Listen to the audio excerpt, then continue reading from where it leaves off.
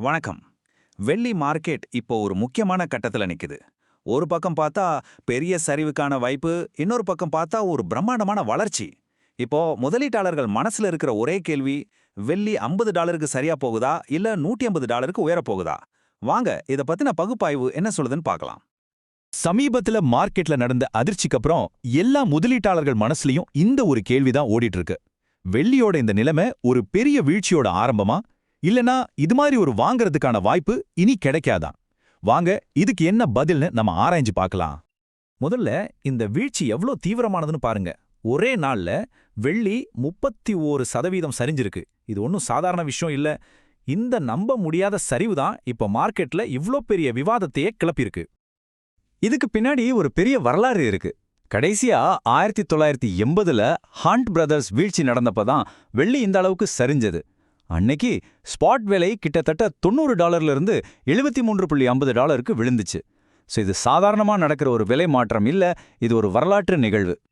சரி, முதல்ல நாம பேர் கேஸ பத்தி பாப்போம். அதாவது வெள்ளியோட விலை ஏன் இன்னும் சரியும்னு சில பேர் நம்புறாங்க. அதுக்கான காரணங்கள் என்னென்னு பார்க்கலாம். எதனால விலை $50 வரைக்கும் போகலாம்னு ஒரு பயம் முதலீட்டாளர்கள் மத்தியில இருக்கு. அதுக்கு பின்னாடி இருக்கிற முக்கியமான காரணிகள் என்னன்னு இப்ப பார்க்கலாம். வெள்ளிக்கு எதிராக சில விஷயங்கள் இருக்கு.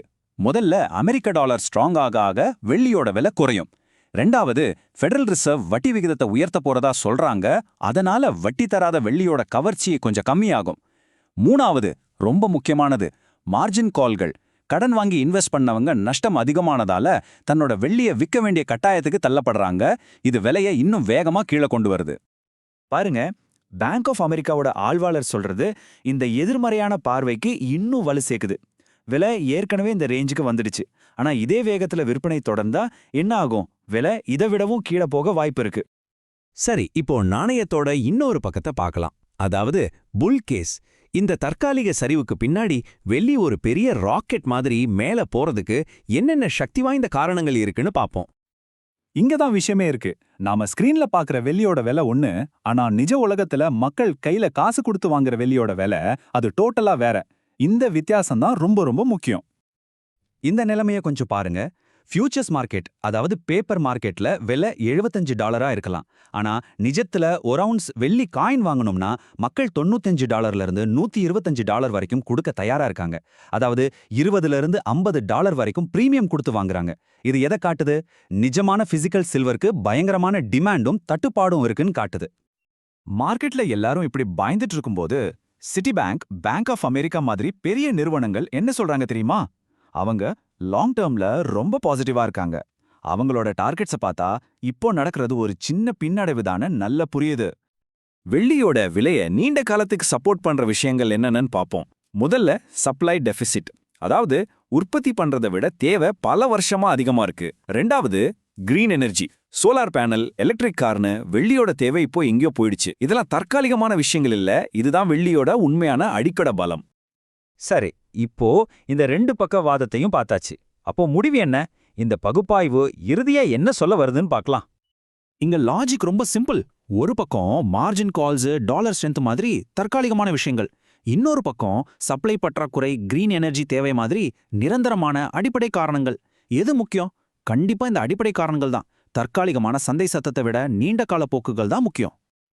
அதனால எல்லாத்தையும் யோசிச்சு பார்த்து இந்த பகுப்பாய்வோட உறுதியான டார்கெட் $150. ஆமாங்க, இப்போ இருக்கிற சரிவெல்லாம் தாண்டி வெள்ளியோட ஃபண்டமெண்டல்ஸ் ரொம்ப ஸ்ட்ராங்கா இருக்கு. அது $150க்கு கண்டிப்பா போகும்னு இது சொல்லுது. சரி, இந்த டார்கெட் அடைய எவ்வளோ நாள் ஆகும்? அதுக்கும் ஒரு கணிப்பு இருக்கு. அடுத்த 12 மாசத்துல $100. அதுக்கப்புறம் 18 இருந்து 24 மாசத்துக்குள்ள $150. அதன் பிறகும் கூட விலை இன்னும் மேல போக நிறைய வாய்ப்பு இருக்கு.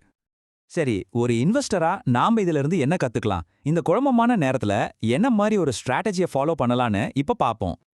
இந்த கோட்டை பாருங்க, இதுதான் முதலீட்டோட ரகசியம். எப்போ மார்க்கெட்ல பயம் அதிகமா இருக்கோ அப்போதான் ஒரு தலைமுறைக்கான வாய்ப்பே உருவாகும். அந்த பயத்துல வாங்குறவங்க தான் உண்மையிலேயே பெரிய அளவுல சொத்து சேர்க்கறாங்க. அப்போ என்ன பண்ணணும்? ரொம்ப சிம்பிளான ஒரு ஸ்ட்ராட்டஜி தான். மொத்த பணத்தையும் ஒரே நேரத்துல போடாதீங்க. விலை சரியும் போதெல்லாம் இந்த ஏற்ற இறக்கத்தை ஒரு வாய்ப்பா நினைச்சு கொஞ்சம் கொஞ்சமா வாங்குங்க. இதுக்கு பேர் தான் ஸ்கேல்டு பையிங். மார்க்கெட்டோட பாட்டமை கண்டுபிடிக்க முயற்சி பண்ற ரிஸ்க இது குறைச்சிடும். ஒன்னு மட்டும் ஞாபகம் வச்சுக்கோங்க, மார்க்கெட்டோட அடிமட்டம்ங்கிறது பயத்துல தான் உருவாகும், சந்தோஷத்துல இல்ல. எல்லாரும் பயந்து விக்கும்போது தான் வாங்குறதுக்கு சரியான நேரம். அந்த வகையில பார்த்தா இப்ப இருக்கிற பயம் நீண்டகால முதலீட்டாளர்களுக்கு ஒரு நல்ல சிக்னல். கடைசியா நான் உங்களை ஒரு கேள்வியோட விட்டுட்டு போறேன். பயம் நிறைஞ்ச இந்த மார்க்கெட்ல யார் சொல்றது சரி? ஸ்கிரீனையே பார்த்துட்டு ட்ரேட் பண்றவங்களா, இல்ல அதிக விலை கொடுத்து கையில உலகத்தையே வாங்குறவங்களா? யோசிச்சு பாருங்க.